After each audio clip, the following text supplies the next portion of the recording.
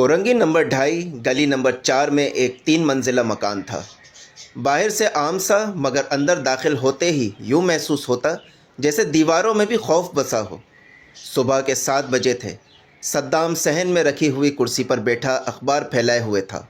अखबार के सफ़े हिल रहे थे, मगर असल कपकपाहट घर के अफराद के दिलों में थी। परवीन किचन में थी। चूल्हे पर दूध रखा था। हाथ कांप रहे थे। चाय में ज़रा सी देर हो रही थी। सद्दाम ने ज़ोर से गला साफ किया। परवीन। आवाज़ में बला की कुरुख्तगी थी। परवीन चौंकी। जी जी, बस आ रही हूँ। 2 मिनट गुजरे। सद्दाम ने अखबार तय किया और गुस्से से फर्श पर दे मारा। परवीन की नज़रें ज़मीन में गड़ गईं। ये पहला दिन नहीं था, ये उसकी ज़िंदगी का मामूल था। ऊपर वाली मंजिल से हमाद उतर रहा था। वो खामोशी से सद्दाम के पास आया। अब्बू, चाय रख दूँ? सद्दाम का लहजा फौरन बदल गया। हाँ बेटा, रख दो। तुम लोग तो समझदार हो। परवीन वहीं खड़ी रही। सद्दाम ने जाते जाते पलटकर कहा, और सुनो, अम्मी के लिए गर्म पानी तैयार रखना। कल रात उनकी टांगें नहीं दबाई थीं। दर्द हो रहा है। परवीन की आवाज़ बमुश्किल निकली। जी। किचन में वापस आकर उसने आंच तेज़ की। उसके जहन में बरसों पुरानी तस्वीरें उभर आईं। अपनी सास की खिदमत, गालियाँ, ज़िल्लत और वो खामोश वादा जो उसने खुद से किया था। मेरी बहुएं आएंगी तो ये सब मुझे सहना नहीं पड़ेगा। उसी लम्हे उसके चेहरे पर एक सर्द मुस्कुराहट फैल गई। ये घर सिर्फ ईंटों का नहीं था, ये एक सल्तनत थी, और सद्दाम उसका बेरहम बादशाह था। परवीन की ज़िंदगी घड़ी की सुई की तरह थी। ज़रा सी ताख़ीर और शोर। दोपहर ढल रही थी। घर में अजीब सी खामोशी थी, वो खामोशी जो तूफ़ान से पहले आती है। परवीन बावर्ची खाने में बर्तन धो रही थी कि ऊपर वाले कमरे से सद्दाम की आवाज़ गूंजी। परवीन। उसके हाथ रुक गए। दिल एक लम्हे को बैठ सा गया। जी, आ रही हूँ। वो जल्दी से सीढ़ियाँ चढ़ी। सद्दाम पलंग पर बैठा था, चेहरा बिगड़ा हुआ। अम्मी के लिए गर्म पानी कहाँ है? परवीन बोली, अभी रखती हूँ। अभी? सद्दाम की आवाज़ गरजी। तुम्हें पता नहीं, सर्दियों में उनकी टांगें अकड़ जाती हैं। परवीन ने हिम्मत करके कहा, सारा दिन काम में मसरूफ़ होती हूँ, भूल गई थी। सद्दाम ने हाथ झटका। भूल नहीं गई, लापरवाही की है तुमने। तुम बहुत ही लापरवाह औरत हो। ये लफ्ज़ परवीन के दिल में तीर की तरह लगा। वो ज़ब्त करते हुए बोली, मैं जितना भी इस घर के लिए कर लूँ, आप लोगों को खुश नहीं कर सकती। सुबह से शाम तक गधों की तरह काम करती रहती हूँ। बच्चों को संभालना, आपकी माँ को संभालना, उनकी खिदमत करना। आपकी बहनें अलग टाइम बे टाइम आ जाती हैं, उनकी और उनके बच्चों की खिदमत। और इस सब के बाद भी सिला ये मिलता है कि मैं लापरवाह हूँ, सलीका नहीं है। हाय मेरी किस्मत। सद्दाम ने बेरुखी से कहा। अच्छा अच्छा, अब ज़्यादा बकवास करने की ज़रूरत नहीं है। जाओ, अम्मी के पाँव दबाओ। ये कहकर वो कमरे से बाहर निकल गया। परवीन वहीं खड़ी रह गई। आंखें भर आईं। आंसू खुद को रोक न सके। वो चेहरा ढाँप कर नीचे आ गई। कमरे में जाकर उसने बाल्टी में गर्म पानी डाला, तौलिया रखा, तेल उठाया। सास पलंग पर लेटी हुई थी। परवीन ने घुटनों के बल बैठकर उनकी टांगों की मालिश शुरू कर दी। यह उसका रोज़ का मामूल था। वो टांगों पर हाथ रखती तो सास आंखें बंद करके बोलती, ज़रा ज़ोर से, हाथों में दम नहीं है क्या? परवीन के हाथ दुख रहे थे, कलाइयाँ जल रही थीं, मगर लब खामोश थे। दरवाजे के पास नजमा खड़ी सब देख रही थी। अभी वो छोटी थी, कुछ समझने की उम्र में, मगर बहुत कुछ सीखने की उम्र में ज़रूर थी। उसी वक्त सहन से आवाज़ आई। रोज़ीना आ गई थी, परवीन की नंद। भाभी, ये क्या हाल है? अम्मी का ख्याल रखा करें। वो बता रही थी आप आजकल उन पर तवज्जो नहीं देती हो। परवीन ने सर झुका लिया। वो जानती थी अब बात यहीं नहीं रुकेगी। रोज़ीना शाम को जाएगी और जाते जाते सद्दाम के कान भर जाएगी।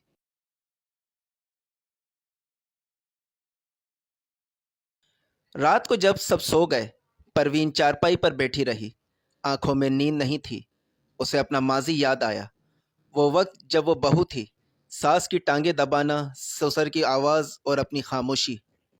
उसने तकिए को मजबूती से पकड़ लिया। मैंने जो सहा है वो सब बेवजह नहीं था। यही ज़िंदगी है, यही दस्तूर है। और इसी सोच के साथ खौफ ने उसके अंदर जड़ पकड़ लिया। वो खौफ जो आने वाले वक्त में जुल्म बनने वाला था। 20 साल गुजर चुके थे। कोरंगी नंबर 2.5 गली नंबर 4 का वही 3 मंजिला मकान। बस दीवारों पर वक्त की नमी थी और लोगों के दिलों पर सख्ती। नाश्ते की मेज़ पर सब बैठे थे। सद्दाम अखबार फैलाए बैठा था। हमाद उसके बराबर में चाय के कप सामने रखे थे। रज़िया खामोशी से खड़ी थी, आंखों के नीचे हल्के स्याह हल्के, हाथों में थकन। हमाद ने कप उठाकर घूंट लिया, फिर फौरन चेहरा बिगाड़ लिया। यह क्या है? उसने कप मेज़ पर रखा। चाय है या पानी? दूध कहाँ है? रज़िया चौंकी। अभी पाउडर वाला दूध कम था। मैं सद्दाम ने मुंह बनाते हुए कहा, अगर कम था तो पहले बता नहीं सकती थी?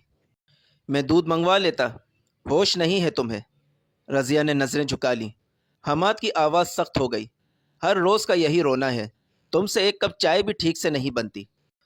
उसी वक्त रोजीना ने तंजिया हंसी के साथ कहा, भाई इससे और क्या उम्मीद रखोगे? सुबह से शाम तक बस सुस्त रवि, न सलीका न समझ। रज़िया के कान जलने लगे। मेज़ पर सबकी नज़रें उस पर थीं, जैसे वो इंसान नहीं जानवर हो। सद्दाम ने आखिरी जुमला फेंका, ऐसी बहुएं नेमत नहीं आजमाइश होती हैं। रज़िया ने कुछ नहीं कहा। वो पीछे मुड़ी और आहिस्ता कदमों से बावर्ची खाने की तरफ चली गई। किचन में आकर उसने चूल्हे के साथ टेक लगा ली। हाथ कांप रहे थे, आंखों से आंसू खुद ब खुद बहने लगे।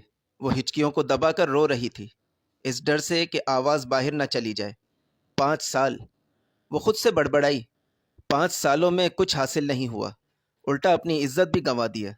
उसने आंसू पोंछे, दूध का डब्बा उठाया और ख़ुद को दोबारा संभाल लिया, क्योंकि इस घर में रोने की इजाज़त नहीं थी, सिर्फ काम करने की। नाश्ते की मेज़ अब खाली हो चुकी थी। कप उठा लिए गए थे, आवाज़ें ख़त्म हो गई थीं, मगर अहमद के कानों में रज़िया की बेआवाज़ सिसकी अब भी गूंज रही थी। वो सहन के एक कोने में खड़ा था।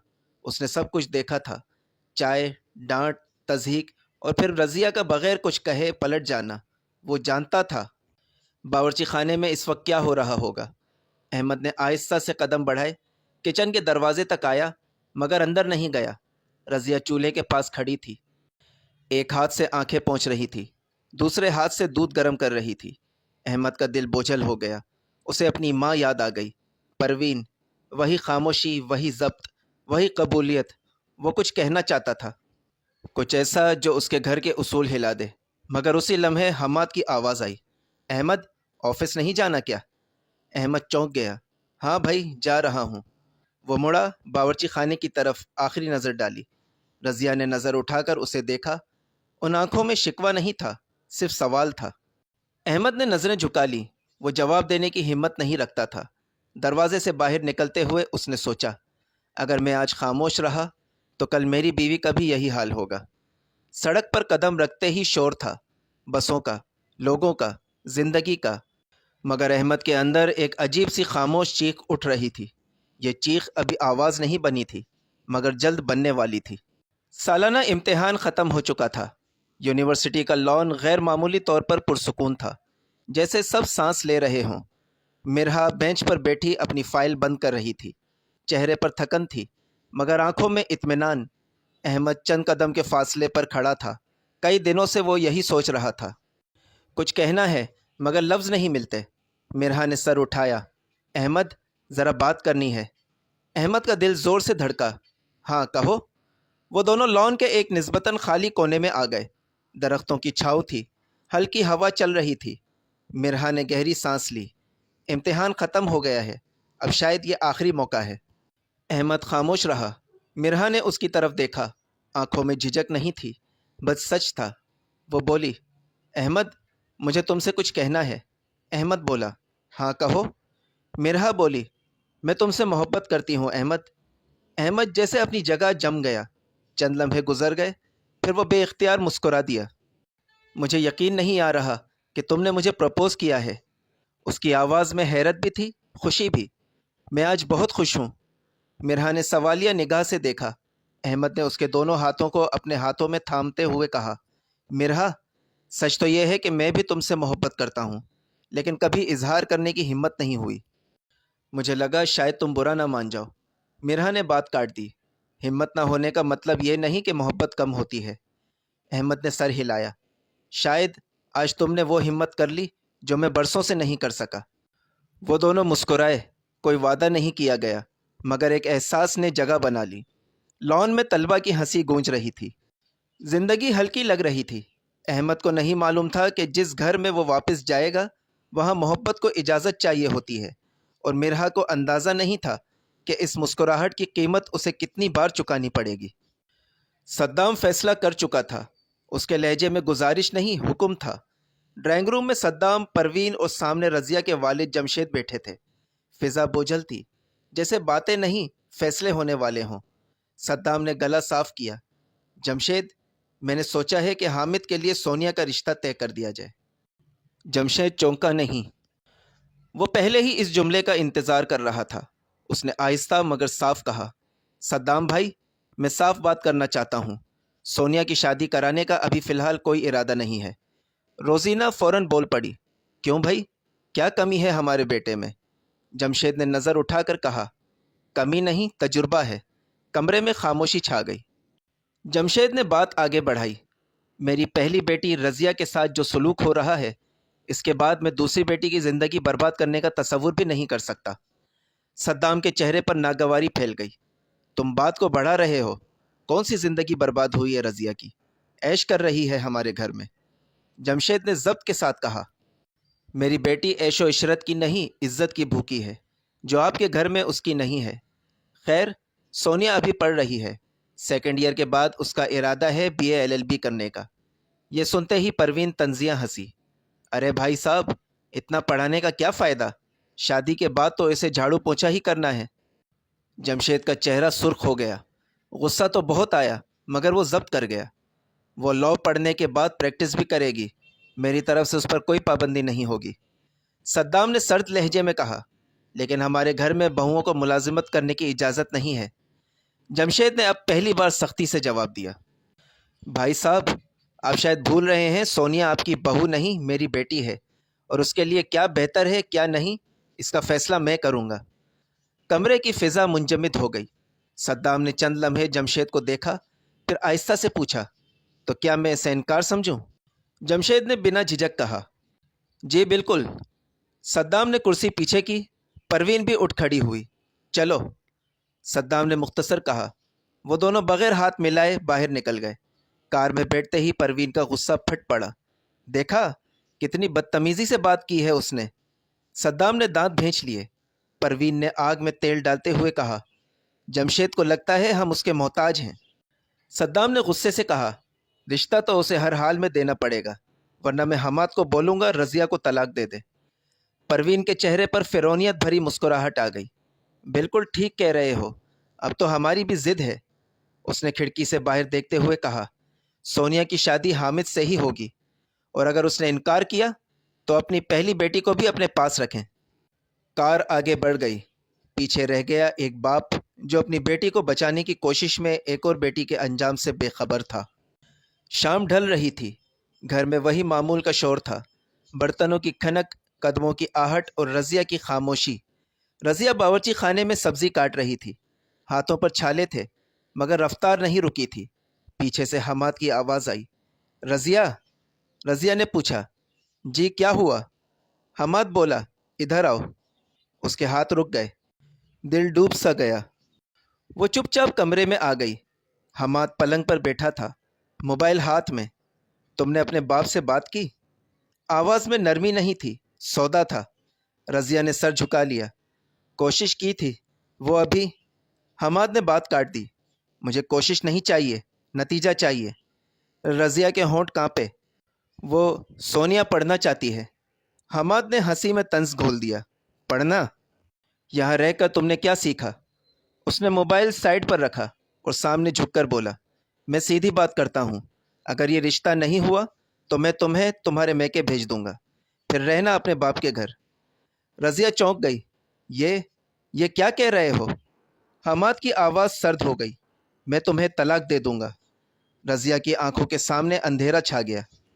अगर अब्बू रिश्ता नहीं दे रहे तो इसमें मेरी क्या गलती है? हमाद ने कंधे उचकाए।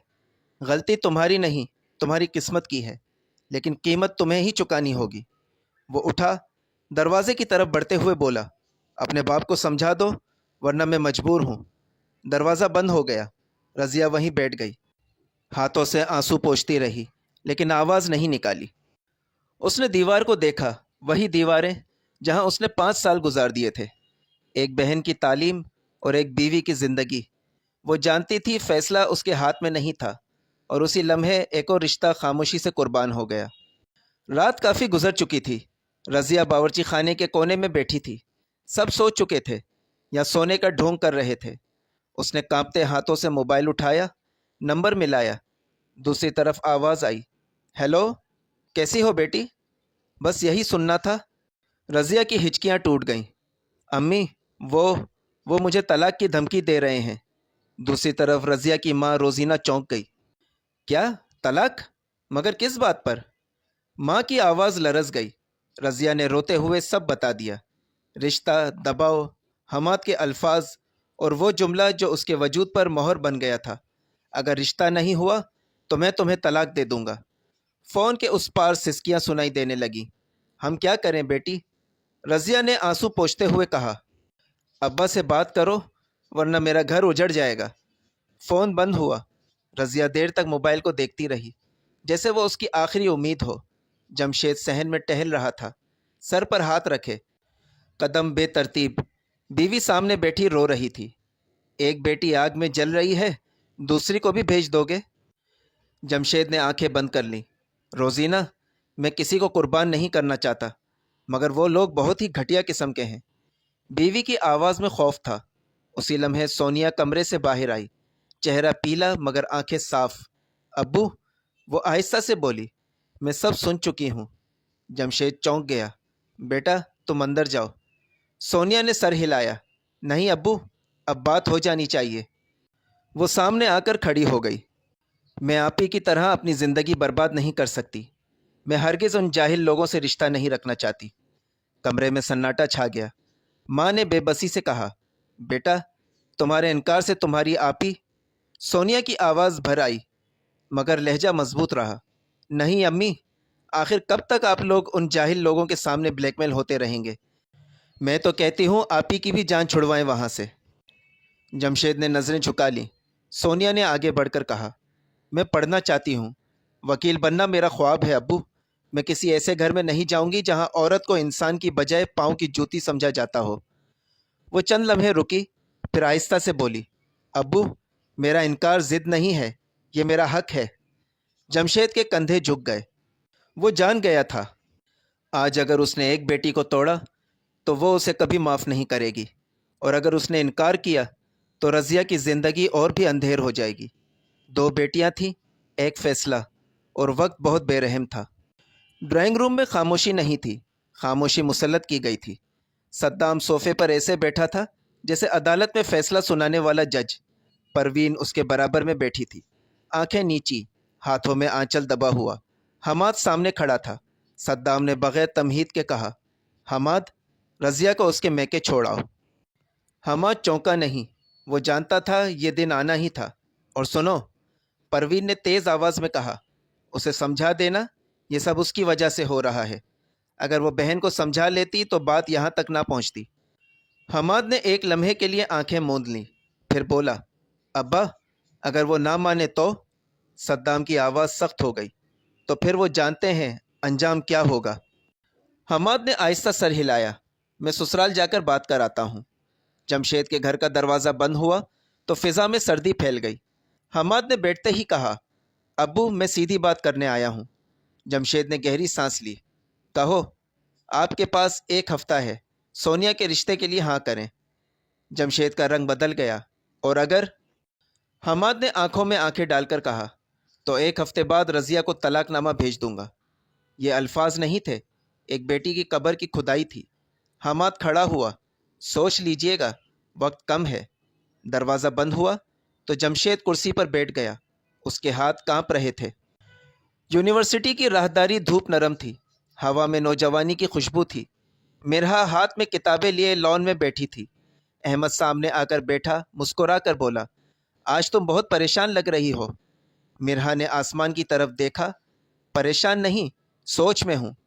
کس بات کی؟ کس بات کی؟ اس بات کی کہ ہماری زندگیاں ہمیں خود کیوں نہیں مل سکتی۔ احمد نے غور سے اسے دیکھا۔ اسی لیے تو میں تمہیں پسند کرتا ہوں، تم سوال کرتی ہو۔ مرہا مسکرائی۔ میں شادی کے بعد بھی پڑھنا چاہتی ہوں احمد، کام کرنا چاہتی ہوں، میں کسی کی اجازت سے جینا نہیں چاہتی۔ احمد نے فوراً کہا، اور میں تمہیں روکنا نہیں چاہتا۔ مرحا چونکی، واقعی؟ احمد نے پختگی سے کہا، میں شریک حیات چاہتا ہوں، محکوم نہیں۔ اگر میں تمہاری آزادی سے ڈر گیا تو محبت کا دعویٰ جھوٹا ہوگا۔ مرحا کی آنکھیں بھر آئیں۔ یہ آنسو خوف کے نہیں تھے، امید کے تھے۔ کاش سب گھر ایسے ہوتے۔ وہ آہستہ بولی۔ احمد نے مسکرا کر کہا، اسی لیے تو ہمیں انہیں بدلنا ہوگا۔ ایک طرف 1 ہفتے کی مہلت اور طلاق کی تلوار، دوسری طرف سوچ کی شروعات اور برابری کا خواب۔ کہانی اب 2 راستوں پر چل رہی تھی، ایک زبردستی کا اور ایک شعور کا۔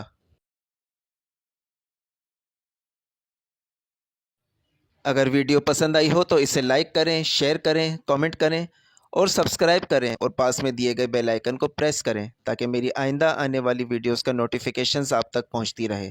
شکریہ۔